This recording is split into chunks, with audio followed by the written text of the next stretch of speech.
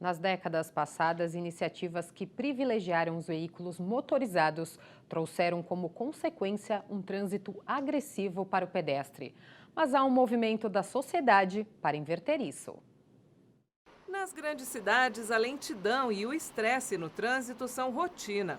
O excesso de veículos circulando com uma pessoa por automóvel, na maioria, torna o engarrafamento inevitável. A origem desse caos é explicada pelo jornalista e editor do portal Mobilize Brasil, primeiro portal brasileiro de conteúdo exclusivo sobre mobilidade urbana sustentável. Esse modelo baseado em um automóvel, uma pessoa por um automóvel, ele não vai funcionar em nenhum lugar do mundo. Então busca-se o quê? Busca-se estimular o uso do transporte público, o uso de bicicletas, o uso especialmente de caminhada para pequenos deslocamentos de até 2 quilômetros. Então é uma tendência mundial que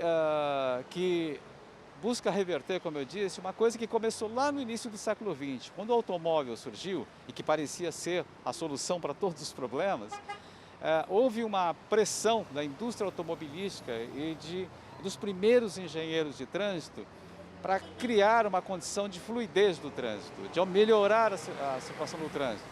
Fazendo o quê?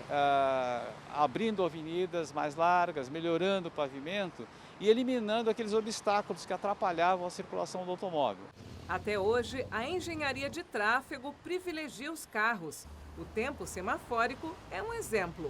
Os tempos semafóricos, eles foram pensados, eles foram calculados segundo especialistas. Eu sou um jornalista apenas, mas segundo especialistas da área, eles foram calculados com base em passo médio de um cidadão europeu do norte da Europa. Então, sei lá, são holandeses, dinamarqueses, que são pessoas mais altas e não pessoas do meu tamanho, por exemplo. Então, a passada é maior.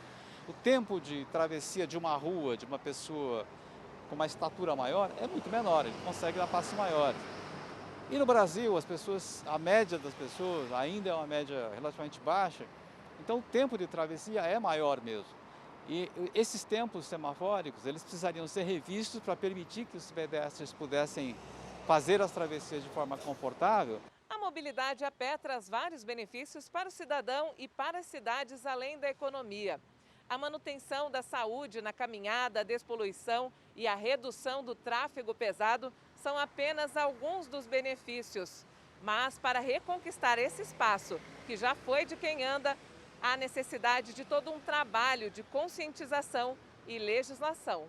O Estatuto do Pedestre, proposto na Câmara Municipal de São Paulo pelo ex-vereador José Pólice Neto com coautores e aprovado em 2017, veio para preencher esta lacuna, inverter a lógica, transformando o pedestre em protagonista. O Estatuto do Pedestre é fundamental para a gente ter uma melhor mobilidade urbana, sendo e dando a preferência para os pedestres, assim como foi feito nessa legislação.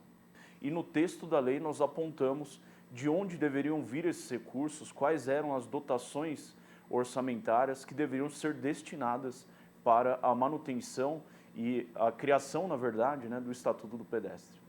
O Estatuto prevê, entre outros avanços, melhorias das condições de mobilidade na cidade e um plano emergencial de calçadas. A diretora da organização Instituto Corrida Amiga, que foi uma das idealizadoras do Estatuto, pontua ganhos com a legislação. O Estatuto do Pedestre, em relação ao tempo semafórico, ele traz esses apontamentos, Ao tratar essa questão da revisão da velocidade média para o cálculo do tempo semafórico, isso já é um avanço muito interessante. E aí, de modo mais amplo, o Estatuto do Pedestre também vinculado àquilo que lá atrás, no plano de mobilidade da cidade já é dito sobre a importância da efetiva participação social, a composição intersecretarial, que também está colocado ali no plano de mobilidade da cidade, porque pensando então nesse sistema de mobilidade a pé, que você tem vários elementos, várias secretarias envolvidas, e eu considero que isso é crucial, para a gente ter uma boa formulação de políticas públicas, até o planejamento, monitoramento e execução dessas ações. Para promover a mobilidade ativa e sustentável, a ideia é que o Estatuto do Pedestre se torne exemplo para todo o país. assim como aconteceu com a obrigatoriedade do cinto de segurança, aprovada por lei de 1994, proposta na Câmara Municipal de São Paulo. Essa lei, foi um projeto de lei do vereador Murilo Antunes Alves, é um dos grandes exemplos que nós podemos dar para todo o país. E à época, até por ser um tema que se fala que seria do Executivo, mas o prefeito à época, ao invés de vetar, sancionou, e hoje é o sucesso que é. Hoje ninguém entra no carro sem colocar o cinto de segurança. Qual a visão de cidade? Qual é o tipo de cidade que a gente deseja?